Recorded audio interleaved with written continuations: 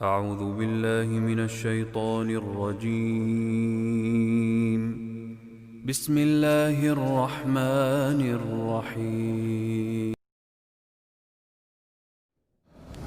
Salat merupakan rukun Islam yang kedua. Memang satu-satunya ibadah kata para ulama yang Allah Subhanahu wa taala perintahkan kepada umat Islam, umat Muhammad sallallahu alaihi wasallam yang diterima di langit adalah salat. Sementara ibadah yang lain semuanya di bumi. Semulia apapun ibadah itu semuanya Jibril alaihissalam yang membawanya dari langit. Tapi salat Nabi sallallahu alaihi wasallam diundang secara khusus untuk datang ke langit. Dan sudah masyhur kisahnya tentang Isra Mi'raj. Bagaimana Nabi SAW dihibur oleh Allah Subhanahu Wa Taala setelah beliau merasa sedih sekali, dikenal dengan amal huzun, tahun kesedihan, karena pada tahun itu Nabi SAW kehilangan dua orang yang dicintainya. Pertama Abu Talib, pamannya, yang selama ini mendukung dakwanya dan meninggal dalam keadaan kufur. Sementara yang kedua adalah istrinya Khadijah radhiyallahu anha yang sangat luar biasa pengorbanan cintanya, kasih sayangnya, pengorbanan hartanya, dan telah dikarunia oleh Allah Subhanahu wa taala anak dari Nabi yang mulia, 6 orang anak. Akhirnya meninggal pada tahun itu dan dikenal dengan tahun kesedihan. Maka Allah Subhanahu wa taala menghibur Nabi kita Muhammad sallallahu alaihi wasallam dengan dua kejadian besar. Yang pertama, kejadian masuk Islamnya jin Nusaybin. Jadi ada jin dari wilayah Irak namanya wilayah Nusaybin. Jumlahnya banyak, dan jin ini cara berimannya cuma mendengarkan ayat yang sudah beriman dasarnya kepada risalah Nabi sebelumnya, lalu mereka beriman, lalu mereka langsung menjadi dai di kaumnya, gitu kan. Kemudian yang kedua, kejadian Isra Mi'raj, di mana Nabi SAW dinaikkan ke langit dan menerima perintah sholat. Tentu panjang lebar ceritanya. Yang kita ingin titik beratkan bukan kisah Isra Mi'rajnya, tapi bagaimana Nabi SAW menerima perintah sholat itu di langit dan ibadah yang lain adanya di bumi. Salat ini didefinisikan oleh para ulama adalah gerakan dan ucapan tertentu yang dimulai dengan takbir dan diakhiri dengan salam. Salat sebagaimana kita tahu banyak sekali jenisnya, ada yang wajib dan ada yang sunnah.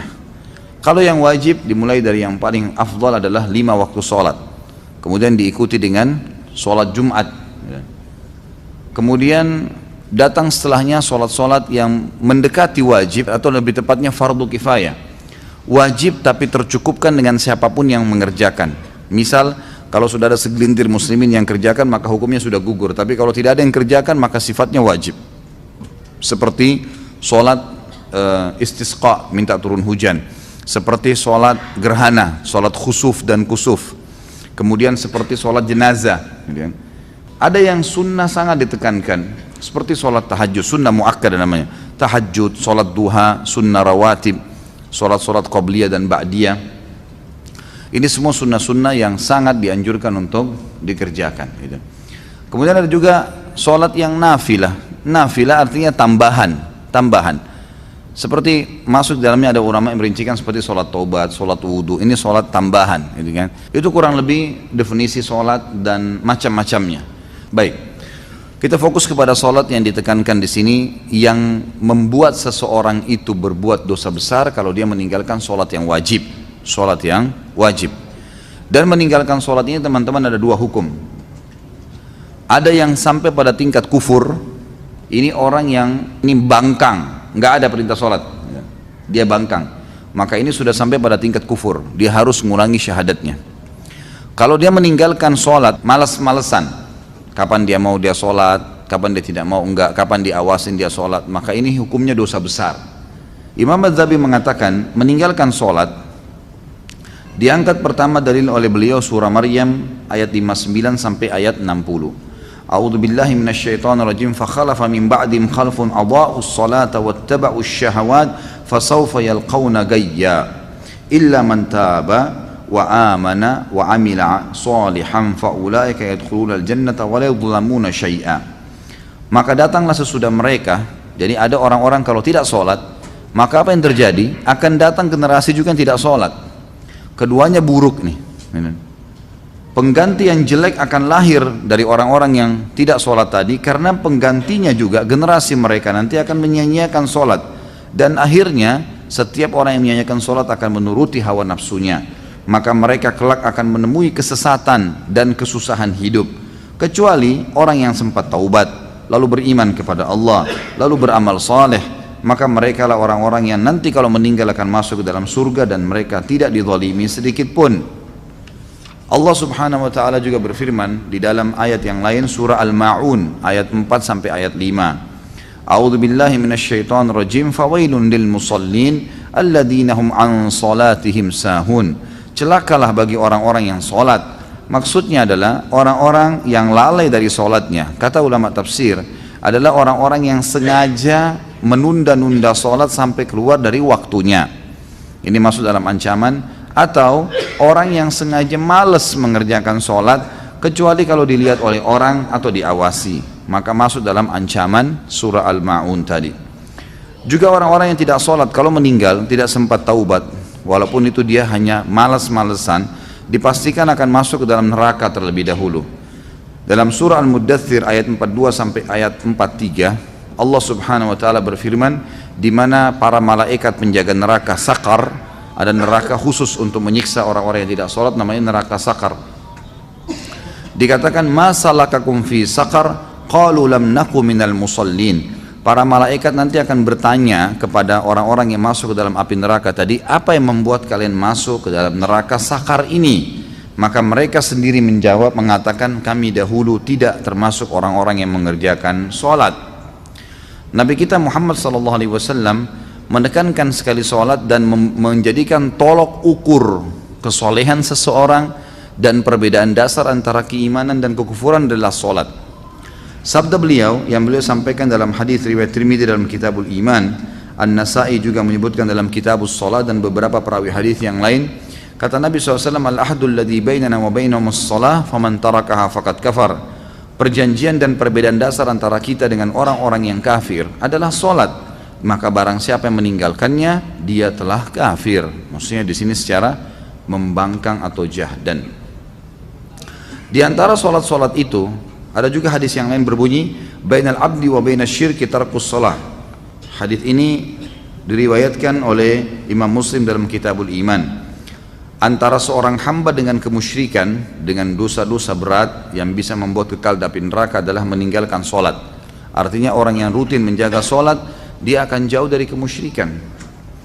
Di antara hadis yang lain juga disebutkan, riwayat Imam Ahmad dan Al-Mundhiri, juga Al-Baihaqi, dan mereka semua menilai hadis ini sahih. Kata Nabi SAW, man taraka as-salata muta'ammidan faqad bari'at minhu dhimmatullah.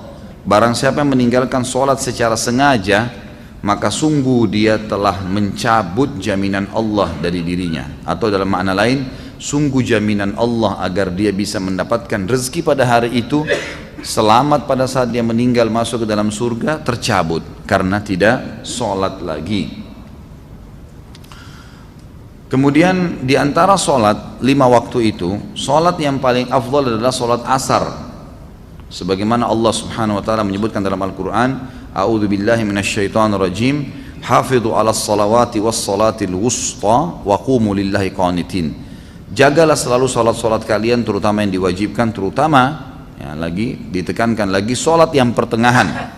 Kata ulama pertengahan adalah asar, yang lebih kuat pendapat adalah asar karena waktu pagi itu dihitung subuh dan duhur, dan waktu petang dihitung maghrib dan isya, maka asar berada di tengah-tengah.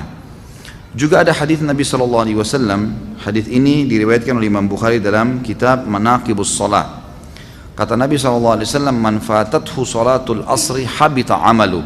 Barang siapa yang luput melaksanakan salat asar, maka dalam bentuk pengingkarannya, memang dia tidak mau sama sekali mengerjakannya, maka amal ibadahnya yang lain akan dihapus atau gugur, akan menggugurkan semua ibadah dia yang lain. Kemudian saya ingin titik beratkan di sini kepada teman-teman, masalah sholat ada juga hal-hal yang ingin saya tambahkan yang harus diperhatikan. Seperti misalnya usahakan selalu sholat di awal waktu, maksimalkan itu. Jadi usahakan dijadwalkan, ya. Lebih penting, bahkan dijadikan sebagai momen lebih penting daripada makan pada saat kita lapar, yaitu dengarkan azan sudah ada di masjid, terutama bagi laki-laki. Bagi perempuan sudah standby tentu di sejadahnya. Kalau di masjid-masjid, kalau musala kantor, kalau rumah dia di rumah ya dia di rumahnya, gitu kan. maka harus maksimal. Usahakan azan, tidak ada aktivitas yang lain. Para sahabat Nabi ridwanullahi alaihim kalau sudah mendengarkan azan mereka berhenti dari segala aktivitas, tidak ada lain yang dikerjakan. Mereka langsung menuju ke sholat karena itu panggilan dari Allah. Hadis Bukhari berbunyi, Nabi SAW mengatakan, pada saat ditanya amal apa yang paling Allah cintai, maka beliau mengatakan as-salatu ala waktiha, sholat di awal waktunya.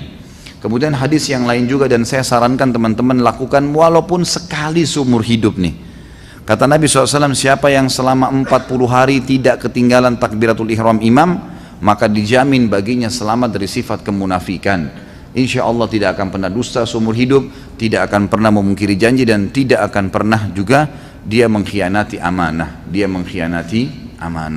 Yang kedua teman-teman sekalian, usahakan dalam sholat menghadirkan kehusyuan, konsentrasi.